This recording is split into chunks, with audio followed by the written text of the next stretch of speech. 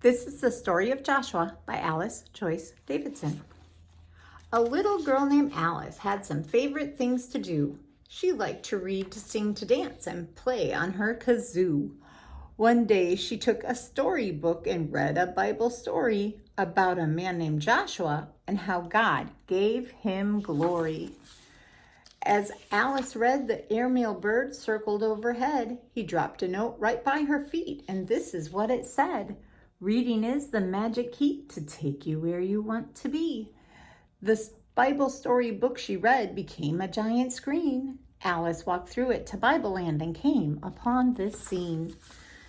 She saw a man named Joshua. God said to him one day, "The promised land is very near and you will lead the way." Joshua told the Israelites, "God gave me a command. I'm to lead you forward to Canaan, your promised land. I'm sure that God will help us, and when 3 days have passed, we'll cross the Jordan River and we'll be home at last." But on the Jordan's other side was a wall both tall and wide, with the well-protected city called Jericho inside. 2 spies were picked by Joshua to go that very night to find out if the Canaanites were ready for a fight. They crossed the Jordan River, then climbed to Jericho. The spies looked for a hiding place, but found no place to go. The mighty king of Jericho had heard the spies were there. He sent his well-trained soldiers who went searching everywhere. The soldiers went from house to house to find the spies that night, but a brave woman named Rahab hid them out of sight. Rahab told the Israelites, "I know that you're our foe, but God will give you victory when you take Jericho." The soldiers here are frightened and know they'll lose the fight. "We know God protects your people with his power and his might. And when you conquer Jericho, remember I hid you. Promise that you'll save my life and all my family too." Rahab helped the spies escape when Joshua heard their tale. He knew they'd conquered Jericho. God would not let them fail. Then Joshua told his people, "Tomorrow, right at dawn, we'll cross the Jordan River and then we'll travel on." Early in the morning, as the sun rose in the sky, the Israelites' priests led the way, their golden ark held high. The 10 Commandments were inside the golden box that day. When the priests walked in the river, the waters rolled away. The Israelites all followed across the riverbed.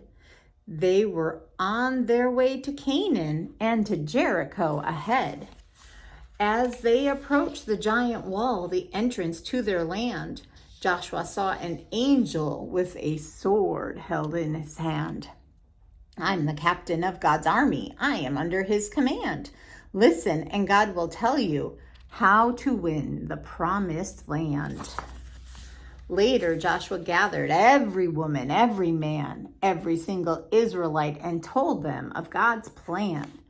The walls surrounding Jericho were tall and strong and wide. It would take a miracle for them to get inside. Horns loudly blew. They marched around the walls day after day, and God was with the Israelites to help in every way. "On the 7th day," said Joshua, "today's the day we win. Shout and play your trumpets. Let's raise a mighty din." They marched around for 7 times. There came a thunderous sound. The mighty walls of Jericho came crashing to the ground. The Israelites rushed to the city. They quickly won the fight. Then Joshua remembered a promise made one night. He saved Rahab and her family, and then they joined the band.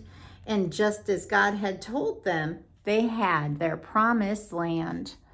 The time had come for Alice to leave this Bible scene. She walked away from Bibleland and came through her screen. Alice thought, "I learned a lot in Bibleland today."